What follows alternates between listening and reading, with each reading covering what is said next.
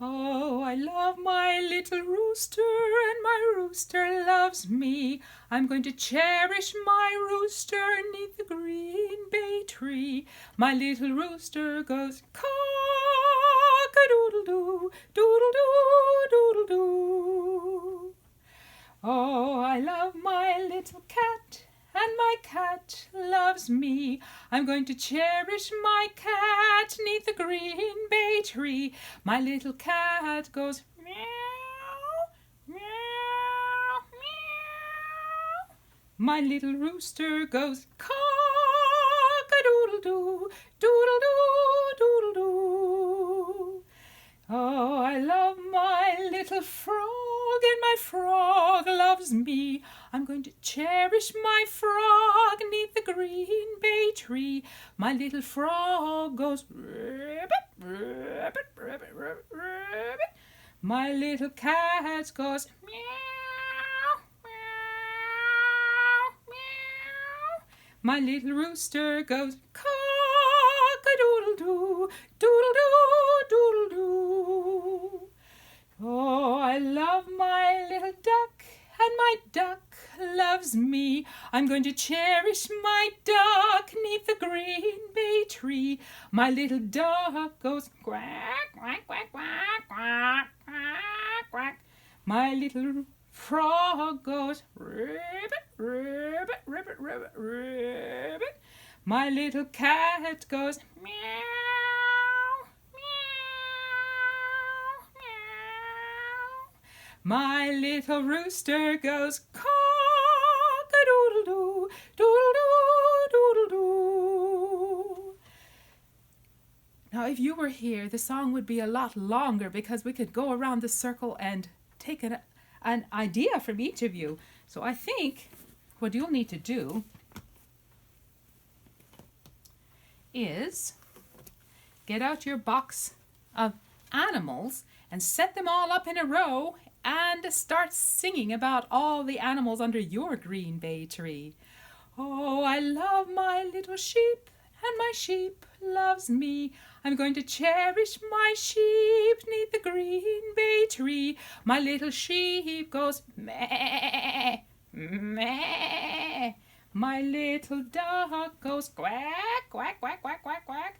My little frog goes ribbit, ribbit, ribbit, ribbit. My little cat goes meow, meow, meow. My little rooster goes cock-a-doodle-doo, doodle-doo, doodle-doo.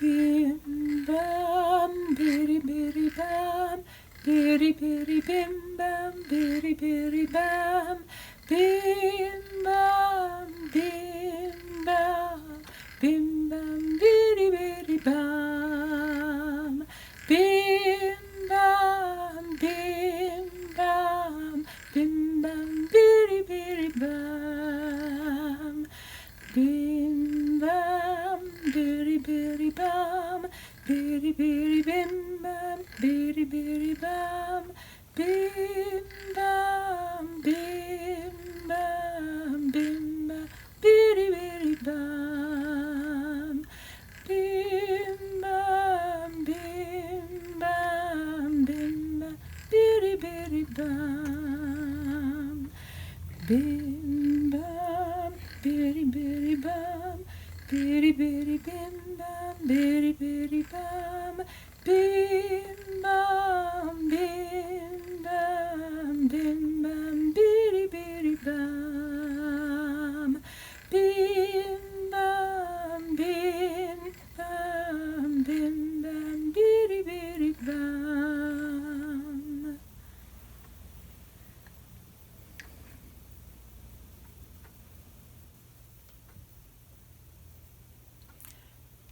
Here's the Prayer Perfect by James Whitcomb Riley. Dear Lord, kind Lord, gracious Lord, I pray thou wilt look on all I love tenderly today. Weed their hearts of weariness, scatter every care, down a wake of angel wings winnowing the air. Bring unto the sorrowing all release from pain. let the lips of laughter overflow again. And with all the needy, oh, divide, I pray, this vast treasure of content that is mine today. The end. This is Heidi by Johanna Spyri. Chapter 2. A New Home with Grandfather. As soon as Diti had disappeared, the old man went back to his bench, and there he remained seated, staring at the ground without uttering a sound, while thick curls of smoke floated upward from his pipe. Heidi, meanwhile, was enjoying herself in her new surroundings. She looked about until she found a shed built against the hut where the goats were kept.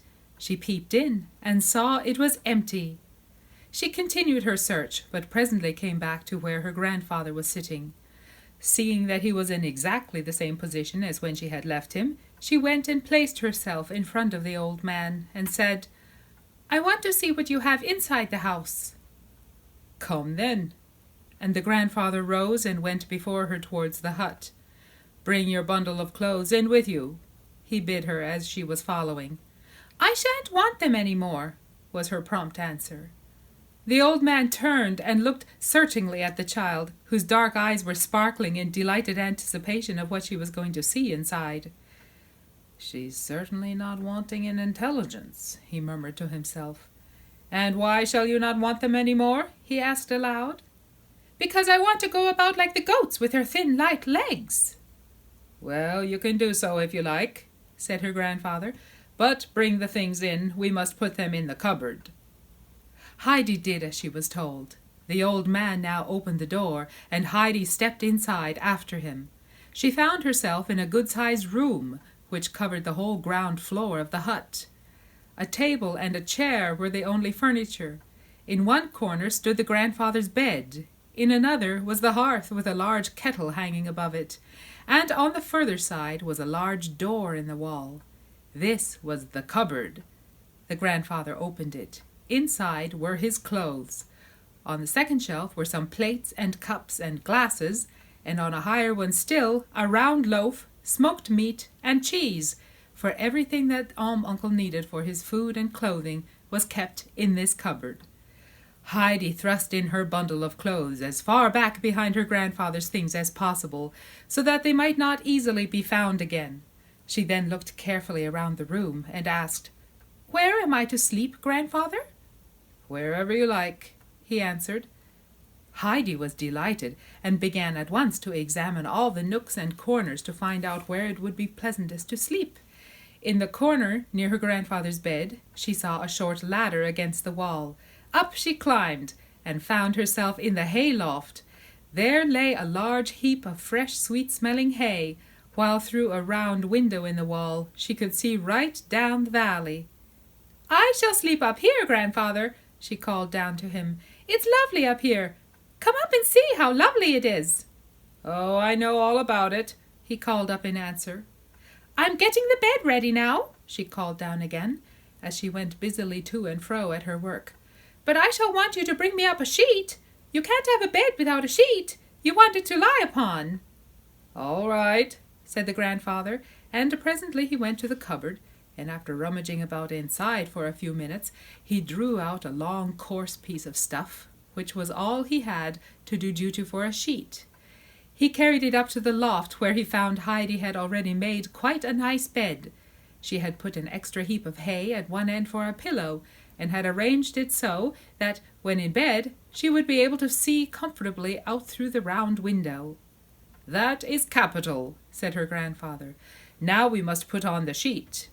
They spread it over the bed, and where it was too long or too broad, Heidi quickly tucked it in under the hay. It looked as tidy and comfortable a bed as you could wish for, and Heidi stood gazing thoughtfully at her handiwork. "We have forgotten something now, grandfather," she said, after a short silence. "What's that?" he asked. "A coverlid. When you get into bed, you have to creep in between the sheet and the coverlid." "Oh, that's the way, is it? But suppose I have not got a coverlid," said the old man. "Well, never mind, grandfather," said Heidi in a consoling tone of voice. "I can take some more hay to put over me." And she was turning quickly to fetch another armful from the heap, when her grandfather stopped her. "Wait a moment," he said, and he climbed down the ladder again and went towards his bed. He returned to the loft with a large thick sack made of flax, which he laid tidily over the bed. "That is a splendid coverlid," said Heidi, "and the bed looks lovely altogether. I wish it was night, so that I might get inside it at once."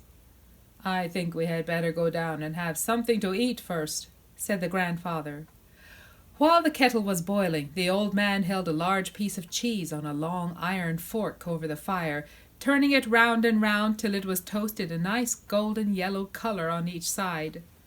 Heidi watched all that was going on with eager curiosity. Suddenly some new idea seemed to come into her head, for she turned and ran to the cupboard, and then began going busily backwards and forwards. Presently the grandfather got up and came to the table with a jug and the cheese, and there he saw it already tidily laid with the round loaf and 2 plates and 2 knives, each in its right place. "Ah, that's right," said the grandfather. "I am glad to see that you have some ideas of your own." And as he spoke, he laid the toasted cheese on a layer of bread. "But there is still something missing." Heidi looked at the jug that was steaming away invitingly and ran quickly back to the cupboard. At first she could only see a small bowl left on the shelf, but she was not long in perplexity, for a moment later she caught sight of 2 glasses further back, and without an instant's loss of time she returned with these and the bowl and put them down on the table. "Good, I see you know how to set about things, but what will you do for a seat?" The grandfather himself was sitting on the only chair in the room. Heidi flew to the hearth, and dragging the 3-legged stool up to the table, sat herself down upon it. The grandfather filled the bowl with milk and pushed it in front of Heidi. Then he brought her a large slice of bread and a piece of the golden cheese, and told her to eat. Heidi lifted the bowl with both hands and drank without pause until it was empty, for the thirst of all her long hot journey had returned upon her. Then she drew a deep breath. In the eagerness of her thirst she had not stopped to breathe, and put down the bowl. "Was the milk nice?" he asked. "I never drank any so good before," answered Heidi. "Then you must have some more." And the old man filled her bowl again to the brim and set it before the child, who was now hungrily beginning her bread, having first spread it with the cheese, which, after being toasted, was soft as butter. The meal being over, the grandfather went outside to put the goat shed in order, and Heidi watched with interest while he first swept it out and then put fresh straw for the goats to sleep upon. Then he went to the little well shed, and there he cut some long round sticks and a small round board. In this he bored some holes and stuck the sticks into them, and there, as if made by magic, was a 3-legged stool just like her grandfather's, only higher. Heidi stood and looked at it, speechless with astonishment. "What do you think that is?" asked her grandfather. "It's my stool, I know, because it's such a high one, and it was made all of a minute," said the child, still lost in wonder and admiration. "She understands what she sees. Her eyes are in the right place," remarked the grandfather to himself. And so the time passed happily on till evening. Then the wind began to roar louder than ever through the old fir trees. Heidi listened with delight to the sound, and it filled her heart so full of gladness that she skipped and danced around the old trees as if some unheard-of joy had come to her. The grandfather stood and watched her from the shed. Suddenly a shrill whistle was heard. Down from the heights above, the goats came springing one after another with Peter in their midst. Heidi sprang forward with a cry of joy and rushed among the flock, greeting first one and then another of her old friends of the morning. As they neared the hut, the goats stood still, and then 2 of their number, 2 beautiful slender animals, one white and one brown, ran toward where the grandfather was standing and began licking his hands, for he was holding a little salt which he always had ready for his goats on their return home. Peter went on down the mountain with the remainder of his flock. Heidi tenderly stroked the 2 goats in turn, jumping about in her glee at the pretty little animals. "Are they ours, grandfather? Are they both ours? Are you going to put them in the shed? Will they always stay with us?" Heidi's questions came tumbling out one after the other, so that her grandfather had only time to answer each of them with yes, yes, yes. When the goats had finished licking up the salt, her grandfather told her to go and fetch her bowl and the bread. Heidi obeyed and was soon back again. The grandfather milked the white goat and filled her basin, and then breaking off a piece of bread, "Now eat your supper," he said, "and then go up to bed. Dainty left another little bundle for you with a nightgown and some other small things in it, which you will find at the bottom of the cupboard if you want them. I must go and shut up the goats, so be off and sleep well." "Good night, grandfather, good night. What are their names, grandfather? What are their names?" she called out as she ran after his retreating figure and the goats. "The white one is named Little Swan, and the brown one Little Bear," he answered. "Good night, Little Swan. Good night, Little Bear," she called again at the top of her voice. Then she ate her supper and went indoors and climbed up to her bed, where she was soon lying as sweetly and soundly asleep as any young princess on her couch of silk. Let's review our poem from yesterday, Wild Beasts by Eveline Stein. I will be a lion, and you shall be a... And each of us will have a den beneath the nursery. And you must... And I will roar and roar, and then... Why then, you'll again, and I will roar some more. The end. The Weathers by Thomas Hardy. This is the weather the cuckoo likes, and so do I, when showers tumble the chestnut spikes, and nestlings fly, and the little brown nightingale bills his best, and they sit outside at the Traveller's Rest, and maids come forth spring muslin dressed, and citizens dream of the south and west, and so do I. This is the weather the shepherd shuns, and so do I, when beeches drip in browns and duns, and thresh and ply, and hill-high tides throb, throw on throw, and meadow rivulets overflow, and drops on gate bars hang in a row, and rooks in families homeward go, and so do I. The end. Here's a poem by Mary E. Wilkins Freeman called The Ostrich. The ostrich is a silly bird with scarcely any mind. He often runs so very fast he leaves himself behind, and when he gets there has to stand and hang about till night without a blessed thing to do until he comes in sight. The end. Roll, little Liza, roll, little Liza, little Liza Jane. Roll, little Liza, roll, little Liza, little Liza Jane. Roll, little Liza, little Liza Jane. Roll, little Liza, little Liza Jane. Roll, little Liza, roll, little Liza, little Liza Jane. Roll, little Liza, roll, little Liza, little Liza Jane. Roll, little Liza, little Liza Jane. Roll, little Liza, little Liza Jane. Roll, little Liza, roll, little Liza, little Liza Jane. Roll, little Liza, roll, little Liza, little Liza Jane. Roll, little Liza, little Liza Jane. Roll, little Liza, little Liza Jane. Roll, little Liza, roll, little Liza, little Liza Jane. Roll, little Liza, roll, little Liza, little Liza Jane. Roll, little Liza, little Liza Jane. Roll, little Liza, little Liza Jane.